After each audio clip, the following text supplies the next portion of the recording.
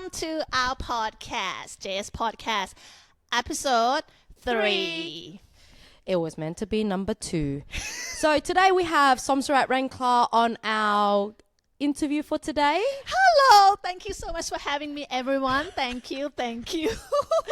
Actually, we just want to test our setup again. As you know, that we were having a technical issues every single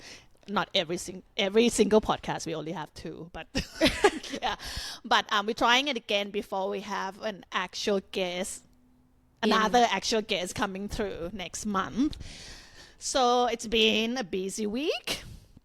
Let's recap what we're doing at JS right now. Yeah, so right now we have the 8-week course going.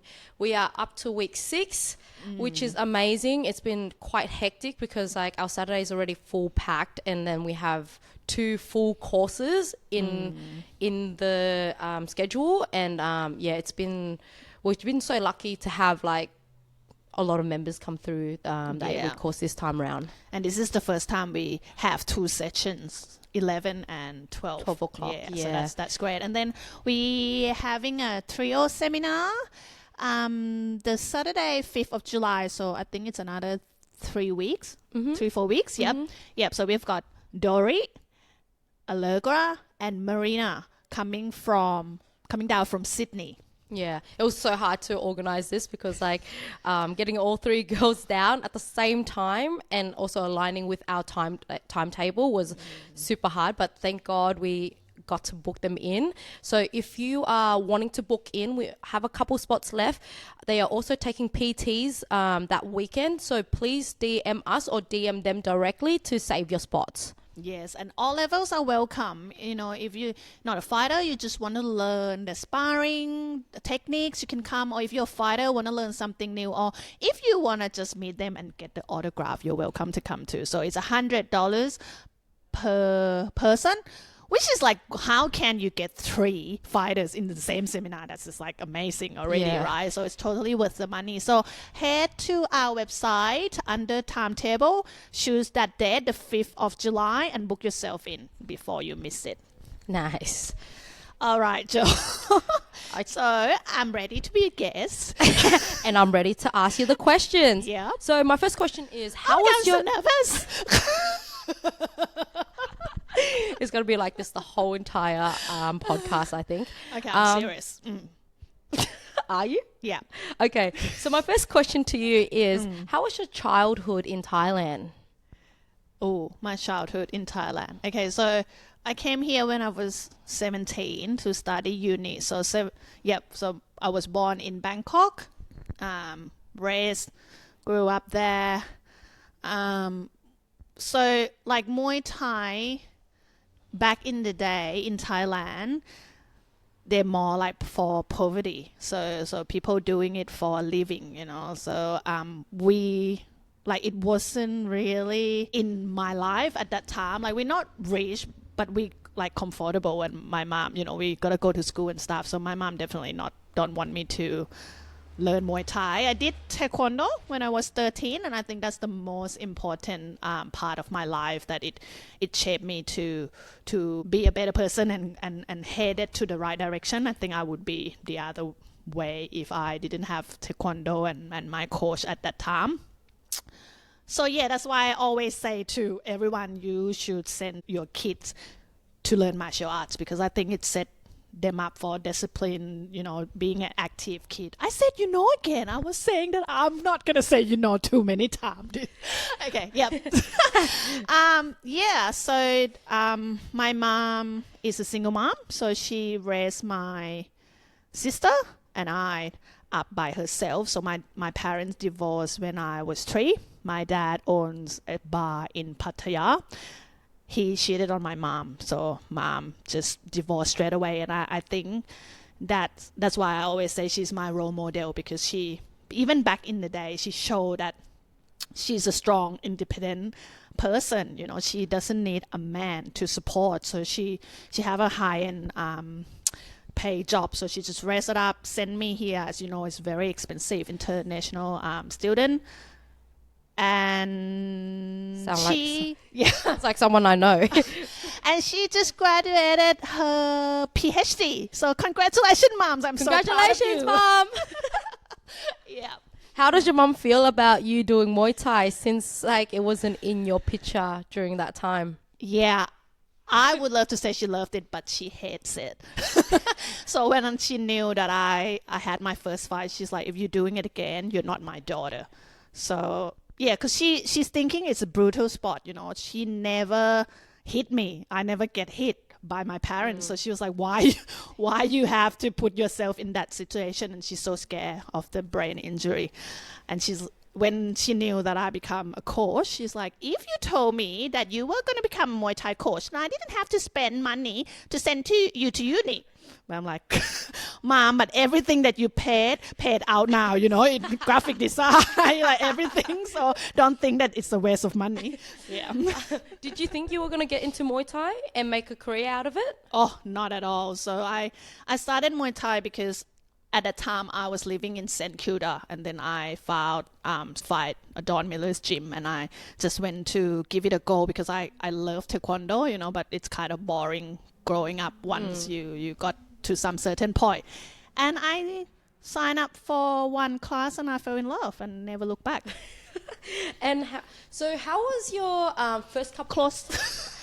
Close. Yes, I remember this. Yeah. So we're learning all the little technical stuff, and we'll get better as we go along. But how was your first couple of fights? And who were they? Yeah, so I trained for 6 months, and then Don was like, oh, you can fight. And obviously I didn't know what he meant, so I just like, oh, okay, fun. And then I didn't even have a nerve because I didn't know what I put myself into. So I trained with the fighters the whole time, and then next minute I was in the rings. So that my first fight was in Geelong on Prestige Show against Katie Ben. Katie now has 2 kids, and she bought a farm back in, I think, in the countryside. So shout out to Katie Ben. Yeah. And oh yeah, my second fight I really want to talk about. So I went to the national for my second fight, and that was in Gold Coast, and I saw the lady that I was going to match up with. And then, you know, at the national we got a book, like a registration book, and I saw hers, and it looked so old, and I was like, holy shit, like she must have been doing it for so long. So I look at Don and I was like, Don, like who's this girl? And then Don was like, don't worry, she's just been in the scene for a long time. Found out in the ring, like second round in, I walked to the corner, and then Don Miller said, Som, that's an Aussie champ, Kristen Armstrong. So in a way it helped with my mindset because I didn't know who she was. But yeah, that was Kristen Armstrong. Shout out to her. I still follow her on Instagram. And from that fight, she actually become my inspiration because what she did, she just pretty much outschooled me. But she didn't hurt me at all. She just like, you know, cash swept me, just pretty much showed me what Muay Thai is about. And that I had so much respect to her because in the end, I didn't get injured, but she just showed me, wow, you know, how this is Muay Thai. And I just look up to her since then. So, yeah, I don't think any new generation know her, but she's actually an Aussie champ, and she had so many fights. She lives in Thailand. She got really good style. So, Kristen Armstrong, thank you. so my next question was, what was your mindset like back then when you first started Muay Thai? Yeah, like I said, my first fight, I didn't think anything about it, and I think that's become my mindset for the first few fight. I just want to have fun. That's why when I went into the ring, I just smiled because I'm just like, oh, this is fun. And at that time, it was fun. There was no pressure, you know, no one knew me. So yeah, it was kind of pretty chill. For the first few fights. That's so good. That's so good. I wish I was like that when I first started out. Yeah, but it changed after. Okay. We're going to go into a nitty-gritty question. A couple of years back, you had a serious injury, and that was probably one of your major setbacks in your career, I reckon. And I remember this even I was struggling through this because like I see my best friend like literally get the knee injury, and then we go to a physio and they said no ACL issues. And then we're like, okay, It was an ACL. yeah, it was they not said, an ACL because- issue because they were doing all the tests. Everything was all good. We're like, okay, sweet. But then she was still having pain and she didn't understand why. So we decided to do a second opinion and we went to a osteo, and same thing. We went in, did all the tests, and he said, you're all good, no ACL problem. And then I think we were like, well, you're still having discomfort. We need to get a scan. We need to see another person. So we got a scan done, and I think this moment was a probably breaking moment for us. Was when you got the result and you gave me a call and you told me it was a full rupture. Yeah. What was going through your thoughts, and how did you feel during this time? Yeah, because like we didn't think it was an ACL because I could still walk. There was not much swelling. It was swelling at the start, but then that's it. But then I went to an X-ray just in case. Didn't think at all it was going to be ACL because we went to see two professional health provider, and I read the report and then it say ACL rupture, and I'm like, did I read this wrong? So I screenshot it and sent it to, I think, who did I send it to? I can't remember. Was it Darren or someone? But or my physio at the time. And and they're like, yes, so you torn your ACL and it was a clean snap. And I was like, what the fuck? Because I didn't think that it was. It was like a few weeks before we actually got an X-ray. So yeah, that was devastating. Like, yeah, I think I thought my career would end there, but I wasn't prepared for it. So it was like my whole world just collapsed. Yeah. So that was hard. Yeah. I remember that phone call. And that's why I made a post that, I'm retired, not going to fight anymore. I got ACL because I didn't know better that you could come back from that because no one told me. Yeah. And what was your like mindset when did you think you you said that you didn't think you were going to fight again, but when was the point where we were like, oh, I might be able to fight again? Like, when was that bridging point? Do you know when? Yeah, so I started to see physio, that was Kwan, and then my good friend who I used to work with, so I used to work at the exercise physio clinic in the city, and I met this physio, Kate, my friend, who specialized in ACL. So she's studying PhD about return back to the sport like pro athletes. And ACL is actually one of the most common injury that pro athletes encountered, whatever.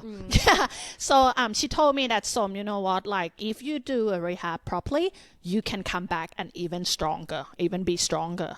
So I'm like, really? So I, start talking to her, and if you know me, if I'm really into something, I'm actually like do Obsessed. all the research. She's obsessed. Not just do the research. She does everything to the T, but she doesn't just ask ChatGPT. But she goes on Google. She asks the right questions to everybody. Yeah. Like anyone that she sees, she'll ask that question, and she doesn't. And I go on Google. I'm not looking at it, not like any website. I look for like study, research, and things. So yeah, it's actually So it shows that you could come back, but you need to be like on point with your rehab. Yeah. Yeah. And so now we're coming to the point where like you are coming to your first fight, like your comeback fight. What did you think, and how did you feel during that time? Yeah. So to be honest, like ACL rehab is minimum 18 months. If you return to the sport too early, there's a chance that you will rupture again. So there's so much information into it, but I'm not going to talk about it because you should ask your physio for that. But like after like 5-6 months, I didn't even think that I want to come back to fight. I just think I want to be better than the day that I had surgery that I couldn't walk. So I think like once the swelling went down, I just got back into the gym, and I couldn't even rotate or anything. So I was sitting on the box, punching, and I did PT with boy. So everyday boy also had ACL ruptured. So he went through it, and he knew what I need to do. So we work with the physio, and then I do PT with boy almost like a few times a week, just try to get back into it. So I think what ACL taught me, it's like you need to obviously follow your physio, not just anyone, and you need to be kind to yourself, because it's such a long time rehab, and you can't just think, oh, I'm not better than the way I used to be. Does that make sense? Yeah. I used to kick like this, and now I can't. So that make you depressed, and that's why a lot of pro athletes who have ACL ruptured, they went into depression, because what they think is like, oh, I'm not the same. But to me, I just want to get better than the day I was in bed, like at the hospital. So I think that helped with my mindset that, I just want to get better a little bit by bit. And then by the time, I think about a year, that's when I'm like, oh my God, I could come back. I could do it. And then that's from 12 months onward. I'm like, yeah, I want to come back. So I'm just, really nail my rehab program, go to train, do what I can. And yeah, I remember when I was in fight camp for my comeback fight, I was here at JS doing S&C. I was crying while doing it. Not that it was hard or anything. I was just like so proud of myself, how far I've come. And I rarely cry. So yeah, that was the moment that I'm like, oh my God, yeah.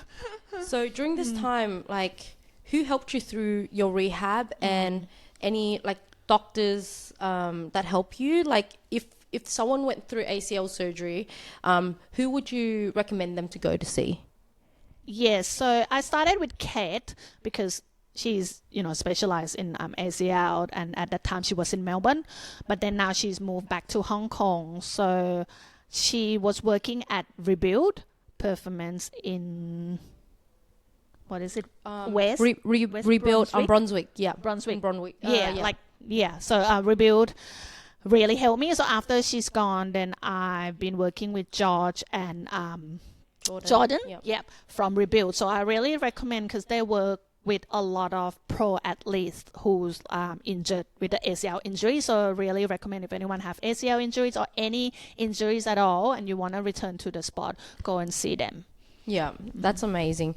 In our last podcast, we actually talked about... And I need to shout out to Coach Ben, because, apart from I'm doing rehab, I also, do strength with Ben. So I would do like legs rehab with my physio, but then all the upper body, I was like in the gym with Ben doing all this chin up and pull up. And I actually did the most pull up I've ever done in my life during that time, because our program is just about upper body. So, yeah. So shout out to Ben as well. And also after the surgery, I think it was like maybe 2 or 3 weeks in, she wanted to train. So Ben put her on a box, and she didn't go nowhere. Yeah. She sat on a box.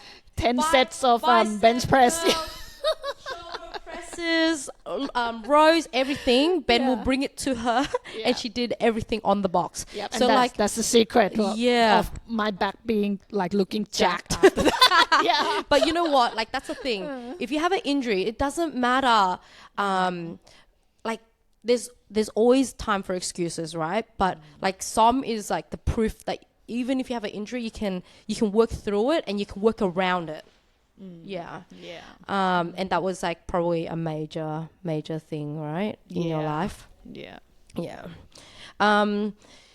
So I know that you don't really struggle with weight cut, but do you have any struggles in fighting? Weight cut, I don't really like it.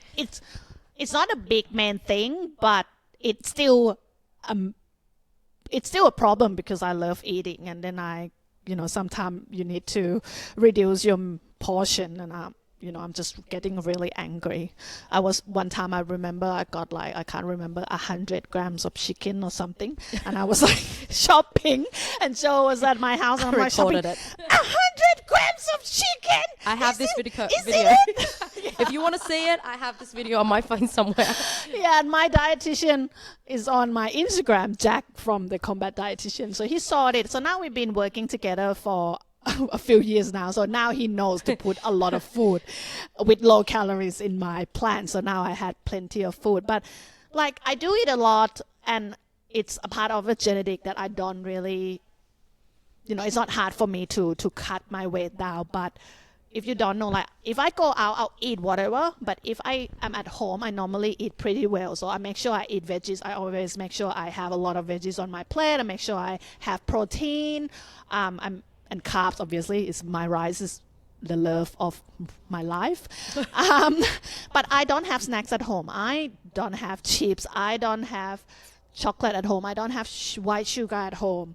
So because I know that when I go out, all these things are already in your food, so you don't need to put extra on it. So by saying I don't have a problem, but I also look after my body when I, in everyday life as well. So yeah. So in the last podcast, we did talk about fight nerves, and you said that you do struggle with it a lot. How do you deal with it now? I just realized I said a lot. Yeah, but it's okay. This is why we're going to get better over time, Yeah. The more practice we do, the better it's going to be. Okay, no more Gotcha. Yeah. I have really bad fight nerve, and I don't know why. I think maybe sometimes I'm a control freak. When I hate it when I can't control my emotions. So maybe the more I try to control my nerve, I get even more nervous. I don't know, just my theory, but yeah, I don't know. I have it really bad that I remember like the first few fights. Not the first few fights, like middle, maybe like when I hit about 6 or 8 fights. When they post the poster, confirm your fight. I think, are you the same? But I'm like, no. Like I get excited in the stomach. I'm like, get really nervous. No, I love it. So yeah, I used to be really that bad. And what I still have now is a few hours before the fight, I get really, really nervous. I'll be like, that's why I always have Joe at the back with me, because she calmed me down. Even though she doesn't have to say anything, I think if people say the wrong thing during that time, I get really pissed too. And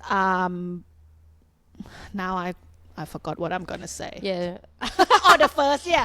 And then like last fight, I was like quite nervous until boys like, can you please stop or I'm gonna slap you. He never slapped me. He just like, saw me, and then he's like, you really need a slap from me. Look at you. Stop it. Calm down. Like I didn't do anything, but my eye was just like, like, yeah. So yeah, it's just a part of the process, and I learned to just be okay this is what I feel now, so yeah, just have to go through it. Yeah. Do you have any fight rituals before a fight?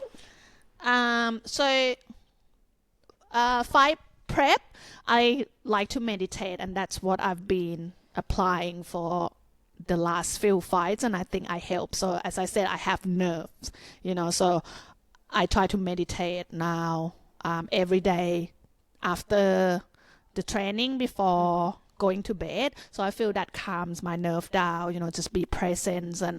And last fight, I actually did a lot of meditation. I would meditate every night. I would chant in Buddhism thing. And even before go to training, I would meditate as well, just to make sure that my mind is present and I'm ready to train. So that helps me a lot to just, because as you know, like nerve, you feeling nervous, it's because you think about the future, right? You think about, what am I gonna be in the ring, and things like that. So meditation, it's actually bring yourself to like just think about now. What are you doing now? And that help calms your nervous system down, I think. So that really helped me just focus on breathing and being present. Yeah. Another thing that you didn't mention is she wasn't on social media. You weren't really, yeah. So you stayed Yeah. off social media during this time as well. So Yes. how was that for you?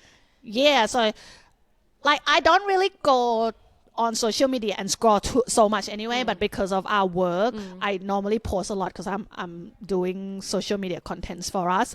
But at that time, I actually like, Joe, I'm gonna be off social media, so you can see Jay is not very active that much during that time. But it's really helped because I don't know. I feel social media, like they said, it's make your brain go because everything is so fast, and then you're not focusing. So being off it and I just want to enjoy my fight camp at that time.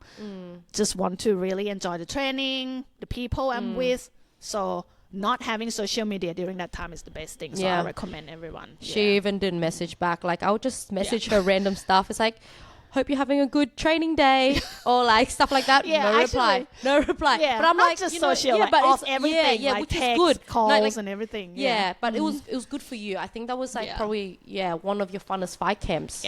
Yeah. Another question. Being an older fighter, do you have any advice for like other older fighters that are like looking at your journey and like wanting that advice from you? Is there anything that you want to say to them? Yeah, I think I'm like one of the oldest female fighters. Not thinking Melanie and Lani. Yeah. We're pretty much on the same age range. So look, I think like whether you're a young fighter or older fighter, they're not much different. Because you just, at the end of the day, you just need to look after your body and do everything right, like dietitian, nutrition, S&C. Like you can't just go out partying. Like I don't really drink alcohol. Like I drink, here and there, a glass or 2 glasses, but I don't really go partying anymore. And I think that's also the reason why I could still fight at my age.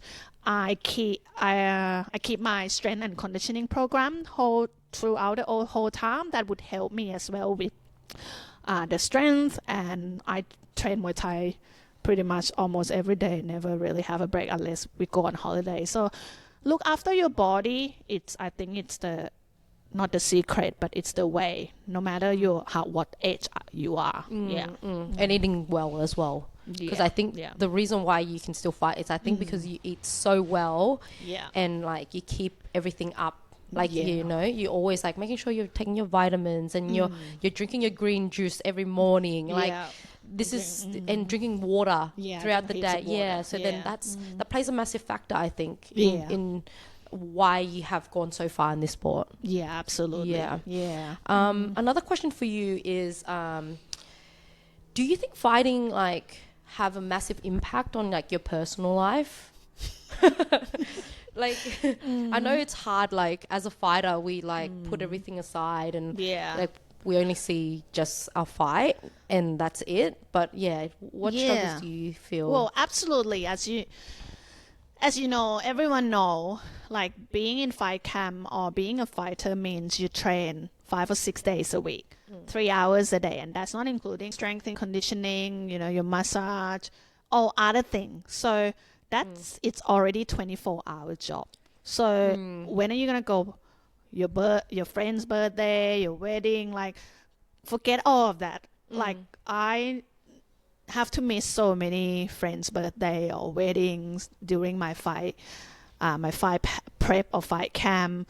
But if this is what you choose, your friends should understand, right? So I lost a lot of friends along the way, or we just don't keep in touch because our time just never aligned. But I have friends that I seen like once a year, but she's still there or they're still there. So because they understand. So obviously it's impact your personal life for sure, like your social life, if you have a family, that's even worse because that's less time with your family, and of course affect your love life because when are you gonna have time for your partner?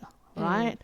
I went through breakup twice during my fight camp, like pretty much like 2 or 3 weeks before my fight, both times. So it shows that, like we always say this, Joe, we always say like they say they understand but they don't. So I think your partner would, or if you meet someone and they're like, oh yeah, I would help support you during your fight prep, your fight camp, I understand, I will help supporting. But when the time really comes, they never understand. And because and we don't expect people to understand because they don't do the same training like us, and they don't work the same hours as we do to understand like how much we put into the sport, I guess. And so it's like really hard for like a normal person like that does 9 to 5 to understand that we need extra like we need extra support from them during this time, especially like maybe helping around the house, doing a little bit more cooking or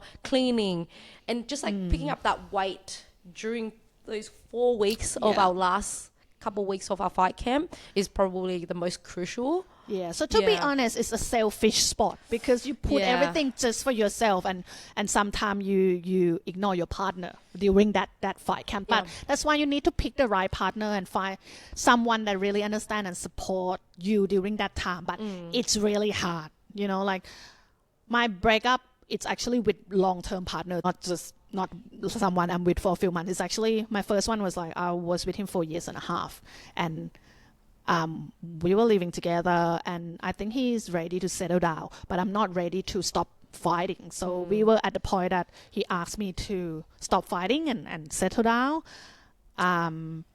But I still want to fight. And, to me, it's like I start fighting before I met him. So if he asks me to stop doing what I love, like, is that a real love? It could be, but to me, Muay Thai, it's my number one.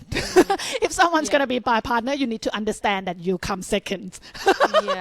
Right? And I mean, he's a good guy and everything, but I think our time just not aligned. And that happens, I think. That's why we say, if you want to be a fighter, stay single. If that's your dream, stay single or find someone that really, really understand you. Because if they distract you or they don't understand you during fight camp, that's not the right person for you. You want someone that bring you up and help you accomplish your dream. Exactly. And the final question that I have for you, for the fans out there, do you have any anything you want to give back to the next generation, or any advice for the next generation? Advice for the next generation? Well, I think like being an older fighter, I deal with a lot of self-doubt from other people around me as well. People tell me, I said, again. Okay, forget about it. People told me I'm too old, or like I got a bad injury, and also with my age, I should stop fighting. I should not fight anymore, go open a gym, be a coach, do something. But at the time that I got injured, and then once I know that I could come back and I work my ass off for it, I know that I could do it. And that moment that people said, like, you can't help it, always going to play in your head. But what I need to do, I need to deal with that, and I need to believe in myself even more, that I can do it, and I will show you, and I will show everyone, and I want to inspire other people that you can, that older fighter like me can still fight. And I think that's what I want to say to you, all the new generation, to the fighter. Don't let other people dictate what you want to do or what you have to do. And I'm lucky to have my 2 coaches, Dom and Boy, who never said to me that I have to stop fighting. They always say, you stop at your own term. You stop when you want to stop. And they will help me until that day. Or they will tell me that, yes, it's the time to stop. And obviously that time is coming, and I'm actually ready for it. But yeah, I'm happy with it. I'm ready to stop soon. But yeah, I've done my time, and now I'm ready to stop. And that's the thing. You have to stop at your own term. Don't let anyone tell you that. You're such an inspiration to me. Like, you're going to make me cry. Like, how inspiring is that? Like, thank you so much for listening to our podcast today. If you haven't already, please subscribe to our channel and listen to more of our next guests. We can't wait to have them on. And thank you. Everything goes well with today. Technical side of things. Hopefully it doesn't mess up on us today. Thanks, guys. Thank you. Have a good day. Bye. See ya. Bye.